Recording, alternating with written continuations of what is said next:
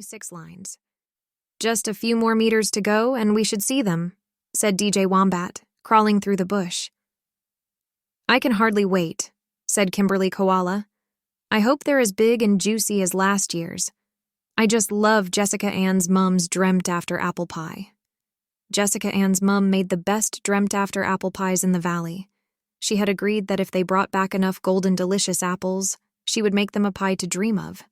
The hard part was getting past giant bumblebees which had stingers the size of harpoons. Those giant bumblebees nearly got us last time we tried poaching apples from Stinger Circle, said Christopher Kangaroo, peering cautiously over a log. I wonder if those bees are still there, asked Kimberly Koala. We don't really want to find out, replied DJ, placing an arrow onto his bow. The others followed suit, placing arrows onto their bows as well. These were no ordinary arrows, as each one had a piece of string attached to pull the apple back to their hiding place once they hit it with the arrow. The whole operation had to be carried out quite strategically. Too much noise could awaken the bees. A missed shot could draw attention. They all had to shoot at the very same time so that only one sound was made when the arrows hit their targets. They all took aim. 3, 2, 1, fire! Hissed Christopher, whispering as loud as he was able. 5 apples were hit and hauled in. They repeated this procedure for an hour. Soon they filled the apple basket to the brim. So far, there was no sign of the guardian bumblebees. Just a couple more shots should do it, said Christopher, smiling at the thought of eating a large piece of steaming hot apple pie with cinnamon and sugar. They were taking aim for the last time when a loud crunching sound broke the silence. Crunch, again, this time even louder. They lowered their arrows and turned to find Thomas with an apple in each hand, munching away contentedly. Thomas, what are you doing? You're making far too much noise, said Jessica Ann, trying to restrain herself. This apple has a worm in it, he replied, slobbering apple juice down his neck. I love worms. DJ, are you humming? Asked Kimberly inquisitively. It's not me humming, he said with an arrested expression in his eyes. It sounds like giant killer bumblebees. Bumblebees! They all shouted. Run! Screamed DJ. He picked up the apple basket and was off in a flash. Quick flash, said Christopher, only one step behind DJ. Head for the safety tent. They won't follow us once we clear Hazard Creek. Part of the strategy of apple fetching was to have a safe place to hide when the bees attacked. They had a tent set up and ready at Hazard Creek. I haven't finished my worm yet, protested Thomas, continuing to munch on his apples. Directly over his head hovered an inquisitive giant bumblebee. It looked down at him, studying him as if trying to make up its mind as to what it should do with him. Thomas took out his slingshot and hurled a stone at the bee, hitting it squarely on the nose. Thomas suddenly knew what it was going to do with him. It was going to sting him with its giant harpoon stinger. Jessica Ann and Kimberly, seeing the bee's angry expression, increased their running pace. Now you've made it mad, Thomas, shouted Jessica Ann. It'll be after all of us. Look, said Kimberly, pointing towards the sky. It sent a bush message to its mates. There are hundreds of giant bumblebees heading this way, and they all look mighty ticked off. Thomas threw his apple core at the bee and took off running. Now the bee had 2 reasons for injecting its venom into the scurrying Thomas. The first reason was a physical assault, and the second was poaching. The bee told its mates, "Poachers!" Poaching was a big crime at Stinger Circle. It made honeybees swarm. Black wasps sharpened their deadly stingers at the mere thought of some beast entering the Stinger Circle. It was time to do some serious stinging. Thomas was the first one the bees homed in on. Platypus Bottom seemed a likely place to start stinging. The others had made it safely to the tent, but Thomas was out in the open running for his life. He swung a rock in a slingshot over his head. A bee aimed its stinger directly at his backside. It grew closer and closer. Venom dripped from its lethally barbed stinger. It was so close now Thomas could feel its prickling barb poking his flesh. Just a little further, that's all it needed. One final lunge should do it. And then, Contact! The bee drove its needle-sharp stinger deep into platypus flesh. The stinger broke off from the bee after making contact. The broken stinger pumped venom into the wound, pulsating until every drop was delivered to the source. Thomas increased his speed. The stinger in his bottom danced angrily. 6 more bees had lined up the fat little target and were making a beeline for platypus bottom. Christopher threw open the tent flap, urging Thomas to run faster. Quick flash, Thomas, they're right behind you. 6 gruesome stingers were only a breath away from their target. They were about to make their final lunge when Thomas leapt high into the air. Christopher quickly closed the tent flap behind him as Thomas rolled unceremoniously across the tent floor. Kimberly quickly pulled the pulsating stinger from his bottom, which had already started to swell. The bee which had stung him lay on its back, waiting for death to pay it a visit. A bee died soon after it lost its stinger. Unfortunately for the bee, it only found out about this fact of life after its stinger broke off. Thomas wasn't one to make a fuss. He had eaten an apple and a worm. A bee sting couldn't take away the pleasure he felt swallowing that plump, juicy worm. When they got back to the village, they gave the apples to Jessica Ann's mom, who gave them some apple cider vinegar to rub on Thomas's wound. They all went to rest after their poaching adventure. They knew soon they would all be eating dreamt-after apple pie. They sat under the window where Jessica Ann's mom always left the pies to cool in the warm summer breeze. An hour later, 3 round, plump, steaming apple pies rested on the windowsill. The aroma of warm apples sprinkled with cinnamon and brown sugar drifted through the air, teasing each and every nostril within sniffing distance. The fragrance of the juicy, ripe green apples danced in their heads as they lay dreamily in the warm afternoon sun. Hot, thick, sweet, yellow lemon custard, fresh from the stove, dripped down the sides of the pies, smothering all that lay in its path with its rich, lemony scent. What made Mrs. Possum's pies extra special was the fact that she put sweet raisins marinated in honey in every one. It would be very hard indeed to find a more pleasant pastime than lying on a sunny afternoon with your eyes closed, sniffing the heavenly fragrance created by dreamt-after apple pies. They were resting quietly when Mrs. Possum cried out, "You naughty children! You've taken one of my pies. Just for that, I'm putting the other 2 away in the larder. It's very naughty indeed taking a pie before I give you permission." Their dreams had been swept away by guilt. They all rushed over to the windowsill just in time to see Mrs. Possum disappear inside with the 2 remaining pies. Apple juice had spilled in little droplets along the sill. DJ scooped some up and tasted them. "I don't remember eating any apple pie. We were only dreaming of eating them. Anyone could have taken that pie." "Maybe you dreamt harder than the rest of us?" said Jessica Ann accusingly, scooping up apple juice and licking her paw. "I don't see how someone got past us to get at the pies," said Christopher, scratching his head. "Maybe your mum only made 2 pies." "Are you saying my mum's wrong?" screeched Jessica Ann defensively.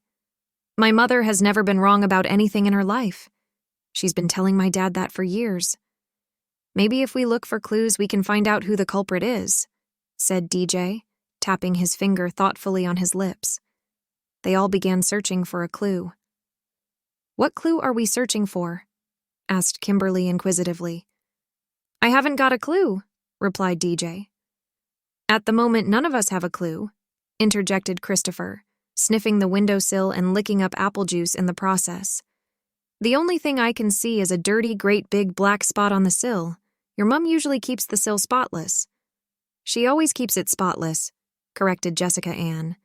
"I don't like beasts who steal my apple pie," said Thomas scornfully. "I'm going to search this village until I find out who stole that pie. When I do find out who it was, I'm going to spur him." "Or her," corrected Jessica Ann. Thomas very rarely made such long speeches, but he really did like dreamt-after apple pie. Eating pie came directly after worms on his food menu. They decided to split up and search the village for the pie thief. It was several days later when a package came for DJ. His mum was standing at the mailbox examining the brown paper bag addressed to DJ Wombat. She was about to tear it open when out of nowhere DJ came rushing past her and grabbed the bag from her paws. DJ, someone has sent you a parcel, but you already know that. You've got it in your paws? Thanks, Mum. He was out of sight before she could finish. It would be nice to have a conversation with that boy before he runs off, she sighed. Trouble is, he gets in and out of mischief so fast it's hard to keep up with him. Oh well, when he gets to be my age, he'll have to slow down. She walked away, chuckling to herself. Then he'll be forced to have a conversation with me, she thought happily. It was 2:00 in the morning when a shadowy figure appeared in the village streets. It moved cautiously between the buildings. 2 male cats picked that moment to have a brawl in the middle of the street. They kicked up dust, throwing rocks and dirt in all directions. Their screams would surely wake the village. The shadow bent down and, after picking up a large rock, hurled it at the wrestling cats. It thumped one right on the head. Thinking it was under attack from another cat, it took off with its wrestling partner following in hot pursuit. They disappeared into the shadows of the night. The shadowy figure stood still for quite some time to be sure no one was awakened by the disorder. It began moving slowly down the street. When it got to Jessica Ann's house, it stopped at the windowsill and pulled something out of a bag it was carrying. In the moonlight, you could see it throwing a black powder onto the sill. It took out a small paintbrush and brushed the powder across a corner of the sill. Next, it pulled out a roll of clear, sticky tape, and after ripping off a small piece, it placed the tape carefully onto the sill, brushing the tape down with its paw. It removed the tape and placed it onto a small piece of glass. It turned slightly to see if anyone was watching. Only the distant screams of the 2 quarreling cats broke the stillness of the night. The figure went down an alleyway and vanished. The next morning, the topic of discussion with the gang was the color of DJ's paws. They were black as tar. "How in the name of nightmares did your paws get so black?" asked Kimberly, wiping DJ's paws with a wet cloth. The black stain wouldn't come off. It had dried permanently. "I went to sleep with brown paws and woke up with black ones," explained DJ in a surprised voice. "I found a black powder on my kitchen windowsill this morning," said Jessica Ann, wiping a finger across DJ's stained paw. "It looks just like the stuff on your paws." Hunting for clues as to the identity of the pie thief had come to a halt. No one in the village had any idea as to what happened to that dreamt-after pie. The next morning, however, found them gathered together discussing a most peculiar happening. Christopher had awakened that morning with black paws just like DJ's. The next day, Jessica Ann's paws had turned black while she slept. Before the week was over, most of the beasts in the village woke in the morning with black paws, flippers, and fingers. "This is getting to be weird," said Christopher, hopping about thinking out loud. "First, the pie vanishes while we're watching it, then this mystery black stuff gets on our paws. It's gone through the village like a plague. We've all been tattooed." "Maybe we're being punished for something," said DJ. "Perhaps if we all confess to each other all the things we've done wrong this week, maybe we'll find out what it was we did to turn us black." "That much confessing could take weeks," said Jessica Ann. "We need some answers today." No matter how much thought they gave the subject, no matter of reasoning could solve the puzzle of the black tattoos. The spread of the Black Plague swept through the valley like pollen on the wind. Chickens were locked up at night. Pigs hid behind their doors, quivering in the dark. Even when they posted a guard outside the door, it didn't stop the Black Plague painting their trotters in the dead of night. Farmers had placed bags on the feet of their cows, but when they removed the bags in the morning, the cows' hooves were charcoal black. Then one day, Mrs. Wombat was cleaning DJ's room when she happened to come across the bag DJ had received in the mail. It was half hidden under his mattress. She pulled it out and looked at it inquisitively. Should she open it? She knew she shouldn't. After all, it was her son's property. She should respect his privacy. There was nothing else she could do but put it back where she had found it. She lifted up the corner of the mattress and tried pushing the bag back under the mattress, but the strangest thing happened to her paw. It suddenly wouldn't let go. She shook the bag violently, trying desperately to free herself from the possessed bag. It just wouldn't let her go. She got both footpaws around the bag and pulled her left arm with her right arm. The bag had glued itself to her clenched fist. You could never give a wombat anything containing a secret. They would wrestle crocodiles to find out what they last ate. Mrs. Wombat rolled across the bed, trying desperately to fight off the evil bag that was tearing at her body. Unfortunately, her feet were tearing at the bag. She rolled to the edge of the bed and fell with a mighty thump onto the floor. The bag tore open and out fell a book and a small box. Now she had done it. The bag was irreparable. Should she leave the contents alone? There was no need for further investigation. After all, it was only a book. What kind of a book? A little voice in her head was making her curious. No, she said, jumping up from the floor. I really shouldn't be doing this. Her toe hit the edge of the book, causing the cover to flip open.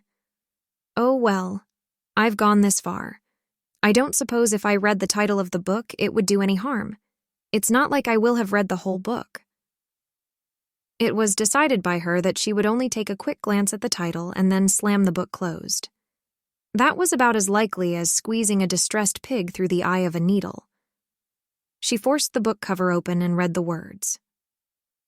Scientific Study of Finger and Paw Prints. She couldn't make any sense of the book. There was still the little box lying next to it, which she just happened to accidentally kick over, exposing the writing on the box. Scientific Dusting Kit. The bedroom door squeaked open. She was so engrossed with the paintbrush she had removed from the box to hear anyone approaching. "Mum, what are you doing with my book?" squealed DJ, both arms akimbo. We fell out of bed," staggered his mom. "What does all of this mean?" She pointed an accusing paw towards the book and box. "The powder in that box is just like the powder on my paws. I knew when I woke up the other morning with black paws you would have something to do with it. What have you been up to?" How was it he had caught her doing something wrong and now he was being questioned? He was so happy to finally share his secret with someone he simply blurted it out. "We picked the apples for the dreamt-after apple pie. We fought off killer bees. Mrs. Possum made 3 pies and 1 got stolen from her windowsill. We searched everywhere for clues but never found any. That was when I sent for the scientific fingerprint book from the Library of Wisdom. And I fingerprinted every beast in the village." "You fingerprinted your own mother?" "You don't understand," he said, picking up a sheet of paper he had placed in the book. "I know who stole that pie. I have scientific proof." An hour later, Mrs. Wombat rang the triangular bell in the village center. It was only ever rung when a town meeting was called. After a short time, a curious crowd gathered around Mrs. Wombat and DJ. "Good beasts of Billabong Village, my son has something to tell all of you. So, if you gather round and listen, I think you'll be quite amazed at what he has found. I know who stole Mrs. Possum's dreamt-after apple pie," DJ blurted out. There was a gasp of horror from the crowd. Every beast looked at their neighbor with suspicion. "I sent for a book from the Library of Wisdom on finger and paw print identification. The book instructed me to take the black powder and collect the print of every beast in the village. I did that. Then I collected the print left on Jessica Ann's kitchen windowsill and put it on a sticky tap." "You went crawling around in my bedroom in the dead of night?" protested Jessica Ann. "You scared my chickens so much they haven't laid an egg since they came up with black claws," shouted a farmer. "What's this about a pie?" bellowed Borge, the big boarbush bully. "What sort of proof have you got?" "I got my fingerprints all over my face from that black powder of yours," complained Mrs. Shrew. "That's exactly why I used black powder," said DJ, trying to explain. "Every beast has a print pattern on their feet and paws or hands. That pattern is unique to them alone. We all know what duck tracks look like and what other beasts' tracks look like in the sand." "If it was a duck that stole the pie?" questioned Borage. "Then how can you tell which duck it was when they all make the same pattern?" "You painted us for no reason at all," protested a farmer. "How are you going to find out which duck it was?" There was a roar of agreement from the crowd. Go on then. Tell us which duck it was, yelled some beast in the back. I never said it was a duck, said DJ defensively. I said I know who stole the pie. I'll prove it scientifically. DJ unrolled a long sheet of paper. On the paper was the list of names of all the beasts he had printed. Alongside their names were the prints from their feet. See, DJ pointed to these prints with a stick. Of all the beasts in the village, these prints are similar to the one found at Jessica Ann's. If you take the suspect's print and run it down the page, you will come to one and only one print that is exactly like it. For a print to be matched, you only need 6 lines to make a positive match. I've marked 6 lines from everyone's print. Those lines are from the exact spot on the foot as the suspect print. You will need a magnifying glass to see the prints more clearly. DJ reached into his pocket and pulled out a round magnifying glass, which made the prints jump out from the page when he placed it over them. Now we move down the page until we find the exact copy. He scrolled slowly, stopping over each print for everyone to get a good look.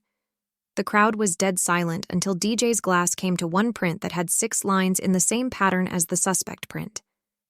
You'll never guess whose it was. You can find out who stole the pie for yourself. Just study the suspect print in the book, then scroll down the page until you come to the same answer DJ did. Won't you be a clever detective then? Hey, those prints are from Borage the Big Boar Bush.